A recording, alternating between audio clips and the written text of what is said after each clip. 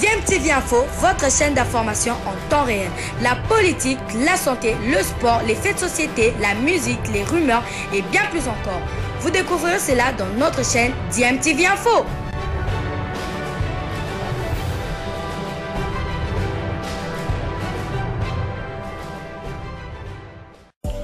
Vous êtes sur DMTV, bonjour ou bonsoir, tout dépend de l'heure à laquelle vous nous suivez. Tout plaisir est pour nous de vous retrouver, mais surtout de savoir que vous êtes nombreux en train de suivre votre chaîne YouTube DMTV. DMTV qui vous propose l'actualité, vous propose également des analyses et des réflexions sur des sujets d'actualité, sur des faits sociaux, tout simplement sur des réalités que nous observons ici chez nous en République démocratique du Congo. Processus électoral à la Fédération congolaise de football association. Alors qu'on attend toujours la tenue des élections au niveau de Ligue nationale, Arlette Boutella, l'une des candidates à la présidence de la Ligue nationale de football féminin, alerte sur une tentative de fraude.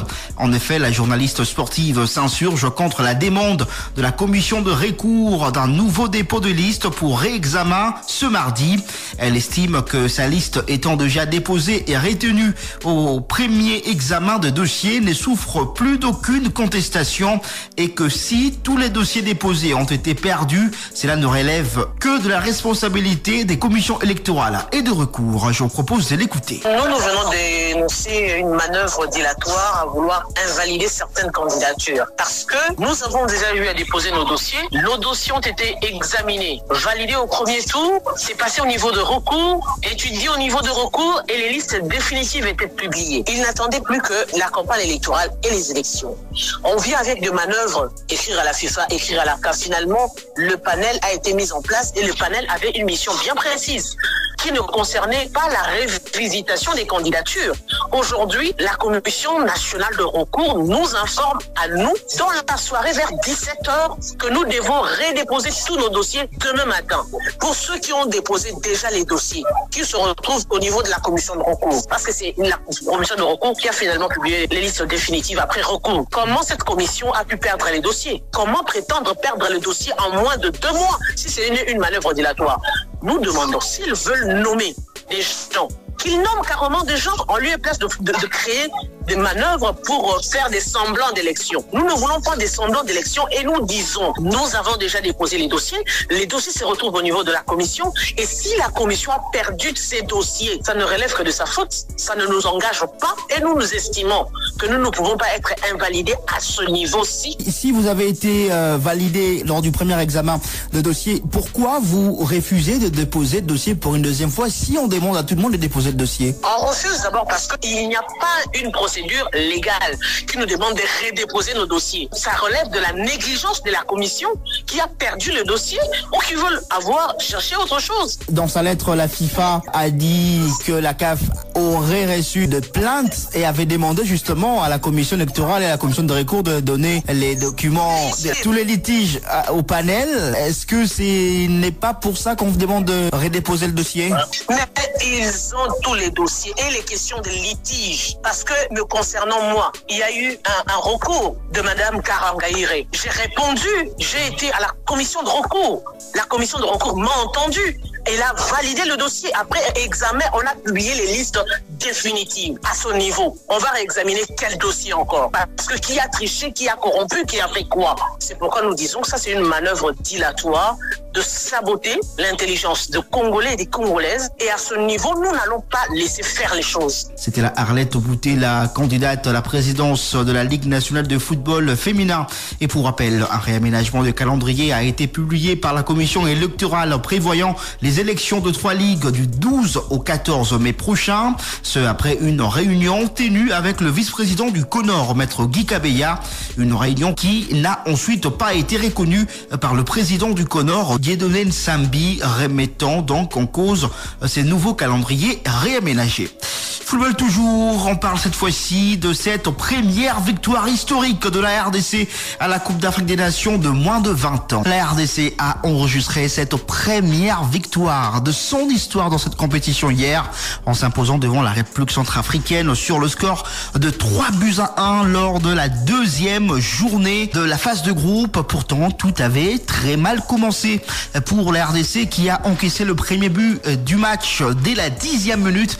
Mais les Congolais Congolais ont trouvé des ressources pour d'abord égaliser peu avant la pause par Noah Makanza qui a repris un penalty repoussé de Tony Talassi peu avant la pause. C'est encore lui, Noah Makanza, qui a marqué le deuxième but de la RDC à la 51e minute de jeu, donc en deuxième période, avant que un autre but ne soit marqué peu avant l'heure de jeu par Samuel Ntanda, qui a marqué hier son deuxième but de la compétition après le but marqué face au Ghana lors de la première journée. 4 buts marqués en général en 2 matchs pour la RDC dans cette compétition et 2 joueurs donc inscrits 2 buts. Il y a, je l'ai dit, Samuel Ntanda et bien sûr Noah Makanza. La RDC totalise 4 points car oui, vous le savez, les Léopards avaient tenu en échec le Ghana lors de la première journée sur le score d'un but partout. La RDC quasiment qualifiée pour les quarts de finale de cette compétition. Oui, puisque les Congolais occupent la première position de leur groupe à l'issue de cette deuxième journée avec 4 points plus 2 devant le Ghana qui compte 4 points plus 1. Les Ghanéens se sont imposés dans notre match du groupe hier sur le score d'un but à 0 devant le Sénégal. La RDC et le Ghana occupent pour l'instant les 2 premières places du groupe, et alors que le Sénégal et la République centrafricaine occupent les 2 dernières places du groupe avec 1 point, moins 1 pour le Sénégal de goal average et moins 2 de goal average pour la République centrafricaine. Je rappelle que dans cette compétition, les 2 premiers de 3 groupes vont se qualifier pour le quart de finale en compagnie des 2 meilleurs troisièmes de 3 groupes. Alors tout va se décider lors de la dernière journée où la République démocratique du Congo va affronter le Sénégal alors que le Ghana affrontera la République centrafricaine. Les 2 rencontres vont se jouer à la même heure, 16h heure de Kinshasa. Un nul pourrait suffire pour offrir l'une des 2 premières places à la République démocratique du Congo, mais même en cas de défaite, la RDC pourrait donc être parmi les 2 meilleurs troisièmes de 3 groupes, donc beaucoup plus de chances des qualifications en quart de finale pour les Léopards de la République démocratique du Congo. Les matchs de la 3e journée vont se jouer le 8 mai prochain avant les matchs des quarts de finale qui auront lieu le 12 mai. On continue à parler football, on parle cette fois-ci de Lili Kokash Ligue 1. Le Daring Club Motema Pembe n'a pas réussi à renouer avec le succès. Après sa défaite face au tout-puissant Mazembe, le club vert et blanc de Kinshasa a enregistré une 2e défaite de suite. Hier, c'était face à la formation de l'AS Simba de Kolwezi. La rencontre se jouait à Lubumbashi. Pourtant, tout avait bien commencé pour les Immaculés de Kinshasa qui ont ouvert le score dès la 29e minute par Marzouk Diakana avant que l'AS Simba ne se réveille en 2e période avec l'égalisation qui est arrivée à la 77e minute par l'entremise de Olivier Kitenge et le but de la victoire qui est arrivé dans le temps additionnel marqué par Kevin Da Silva. La formation de Simba enregistre sa première victoire dans cette phase de groupe et totalise 4 points après 4 matchs joués. On va écouter la réaction du coach des Kamikazes de Kolwezi, Daouda Lupembe. Nous sommes sortis d'une défaite dans les ultimes minutes, exactement comme aujourd'hui. C'était difficile pour nous parce qu'il fallait trouver les discours et les mots justes pour recadrer les esprits des enfants et pouvoir faire un si bon match aujourd'hui. C'était pas facile. Le coaching, exactement, c'est ça. On fait la lecture du match, on voit là où il y a des problèmes, on corrige. Voilà, c'était là Daouda Lupembe qui est coach de la formation de l'AS Simba de Kolwezi. Le Daring Club Motema Pembe ne compte que 3 points sur 9, 2e défaite de suite pour les Immaculés. Et là, on va écouter la déception de Christopher Kika, qui est entraîneur adjoint des Immaculés de Kinshasa. C'est quelque chose vraiment qui nous touche au fond des Immaculés, parce qu'on n'a pas préparé pour perdre ce match. Mais nous continuerons toujours à travailler comme il faut. C'est un match qu'on a perdu. On accepte au niveau des staffs techniques parce qu'il y avait quelques erreurs sur le plan individuel. On va encore retravailler pour avoir un bon groupe dans le match d'après. Christopher Kika, coach adjoint du Daring Club Motema Pembe. Le championnat va se poursuivre ce mercredi avec une rencontre prévue à Lubumbashi. Le cercle sportif Don Bosco qui compte 6 points va recevoir la formation de Zègles du Congo. Le FC, le Zègles du Congo, qui est en tête du classement avec 12 points sur 12. 12 points plus 9 de goal average. La seule équipe à avoir enregistré un carton plein dans cette phase de play-off du championnat.